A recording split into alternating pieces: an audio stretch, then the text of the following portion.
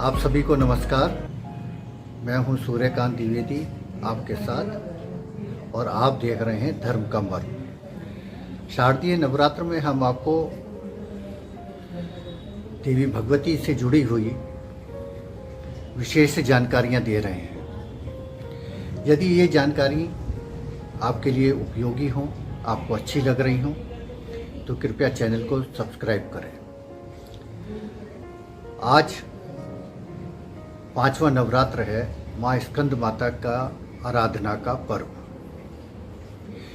स्कंद माता पहली स्त्री जिन्होंने गर्भधारण किया, पहली स्त्री जिन्होंने शिशु को जन्म दिया, और ऐसी स्कंद माता मातृशक्ति की प्रतीक अपने देवी के जो भी भक्त हैं उन सबको अभय प्रदान करती हैं, उनका मंगल करती हैं और उनको सुख शांति समृद्धि देती हैं। अष्टमी और नवमी अब आ रही है, ज़्यादा दूर नहीं है। हम आपको एक ऐसा उपाय बताते हैं जिस उपाय को करके आप अपने को हर तरह से सुरक्षित रख सकते हैं। वो उपाय क्या है? देवी का कलश हम प्रतिपदा पे स्थापित करते हैं, पूरे विधि विधान के साथ, पूजा विधान के साथ, और उसमें जो हम कलावा बांधते हैं कलश पर, जैसा मैंने अपनी पिछली वीडियो में बताया कि 5, 7 या 9 घेरे होते हैं उसमें। यदि आपके यहाँ अष्टमी होती है या आपके यहाँ नवमी होती है, जब आप हवन कर लें, कन्या लंकड़ का भोग लगा लें,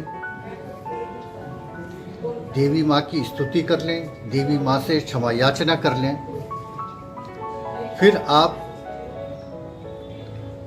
कलश विसर्जन कीजिए। कलश विसर्जन कैसे होगा, इसको बहुत ध्यान से देखिएगा और सुन लीजिएगा। यदि आपके घर परिवार में, आपके घर में वास्तु दोष होता है, कहीं भी वास्तु दोष है, और आपको वास्तुविद ये कहते हैं कि आपके घर में वास्तु दोष है, इसीलिए आपकी उन्नति नहीं हो रही है, तो कृपया ध्यान दीजिए। देवी भगवती का ये जो कलश का जल है, ये आपके सारे वास्तु दोष को समाप्त कर देगा। आपको अपने घर में तोड़फोड़ करने की आवश्यकता नहीं होगी, आपको अपने बेड का डायरेक्शन चेंज करने की आवश्यकता नहीं होगी। देवी भगवती का ये कलश का जल, अब कलश के जल को आप किस तरह लीजिए, अपने हाथ में कलश उठाइए और देवी भगवती से प्रार्थना कीजिए, जो भी मंत्र आपको याद है, कि सर्वमंगल मांगल्ये शिवे सर्वार्थ साधिके शरण्ये त्र्यंबके गौरी नारायणी नमोस्तुते।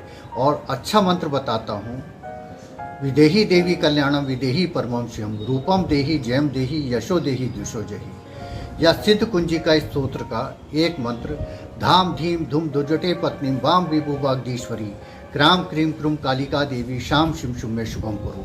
देवी भगवती हमारे घर में, हमारे परिवार में आप शुभ करें। फिर उस जल को लीजिए, आम के जो पत्ते हैं उसको लीजिए, और पूरे घर में, चारों दिशाओं में, हर कमरे में, केवल आपका वॉशरूम नहीं होगा, किचन से शुरुआत कीजिए और किचन के चारों कोनों पर आप वो जल 3-3 बार छिड़किए। जब आप द्वार पर आएँ, क्योंकि द्वार से आपके सभी एंट्री होती है, सब लोग आते हैं, हर तरीके के लोग आते हैं, तो आप उसके घर के द्वार पर आप जो है 3-3 छींटे लगाइए। उसके बाद अपने सोफे, टेबल, इन सब पे 3-3 छींटे लगा के हर कमरे को आप हर तरीके से सिक्योर कर लीजिए। ये हुआ जल का उपाय। फिर उसके बाद जब ये घर का काम हो जाए, फिर आप वो जल लीजिए, अब अपने ऊपर छिड़किए। ये 3 बार नहीं होगा, ये 5 बार होगा। अपने ऊपर छिड़किए, घर के जितने सदस्य हैं सब ही अपने ऊपर 5-5 बार ये जल छिड़किए, 5 बार। मंत्र जो मैंने आपको बताया वो मंत्र करते रहिए। फिर उस जल को लीजिए और जल को आप जो है किसी गमले में, तुलसा जी के गमले में, ध्यान रखिए कांटे वाला गमला जिसमें जो है जल नहीं पड़ेगा। तुलसा जी का जल हो सकता है, कोई भी जल हो सकता है, उसमें आप उसको चढ़ा दीजिए। उसके अंदर जो आपने रखा है, 1 रुपया रखा होगा, सुपारी रखी होगी, तो वो सुपारी और 1 रुपया या चांदी का सिक्का, उसे आप लीजिए और पीले कपड़े में करके आप जो है अपनी तिजोरी में रख दीजिए। ध्यान रखिए 1 रुपये का सिक्का ही हो या चांदी का सिक्का हो, उसको आप पीले कपड़े में करके अपनी तिजोरी में रख दीजिए। सुपारी जो है उस पर कलावा बांधकर आप गणेश जी के आगे रख दीजिए। ये हो गया जल विसर्जन। अब बात आती है कि जो कलश पे कलावा है उसका हम क्या करें। देखिए, ये कलावा आमतौर पर हम लोग क्या करते हैं कि कलावा खोला और जो है गंगा जी में विसर्जित करने के लिए छोड़ देते हैं। ऐसा नहीं है, इस कलावे को ऐसा नहीं करना चाहिए। इस कलावे को कहाँ बांधना चाहिए? कुछ लोग हाथ में बांधते हैं, लेकिन हाथ में भी इस तरीके से बांधते हैं। नहीं, मैं आपको तरीका बताता हूँ कि इसको आपको कहाँ बांधना है। आप इस कलावे को लीजिए, क्योंकि ये धागा बड़ा होगा तो इसको तोड़ना नहीं है। ध्यान रखिए, तोड़ना नहीं है ना। आप अपने बच्चे के गले में बांध सकते हैं, इसको अपने हाथ में बांध सकते हैं, अपने पतिदेव के हाथ में बांध सकते हैं। इस धागे को बस इतना ध्यान रखिए कि घर का जो मुखिया है अगर वो पहन लेता है, या आपको लगता है कि बहुत ज़्यादा परेशानी बच्चे के ऊपर है ना, बच्चे को नज़र बार बार लगती है, तो आप इस धागे को बच्चे को पहना दीजिए। तो ये एक छोटा सा उपाय है। अब घर के सदस्य ज़्यादा हों और धागा हो कम, तब क्या करें? तो अब जो सप्तमी आ रही है, इस सप्तमी पे आप अपने घर परिवार के सदस्यों के हिसाब से वो धागे ले लीजिए। उन धागों को आप नारियल पर ही रख लीजिए। उसके बाद सप्तमी की पूजा कीजिए। सप्तमी की पूजा रात में बहुत विशेषकारी होती है, विशेष मंगलदायी होती है।